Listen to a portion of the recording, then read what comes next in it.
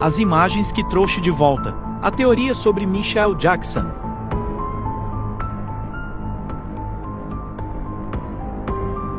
Uma imagem começou a circular nas redes, depois que milhares de pessoas garantiram que o homem na fotografia tem uma semelhança perturbadora com Michael Jackson. A expressão, os traços faciais e até a maneira como evita olhar diretamente para a câmera fizeram a internet explodir novamente com comentários e teorias. Muitos usuários afirmam que parece uma versão envelhecida da cantora, viajando completamente despercebida no transporte público.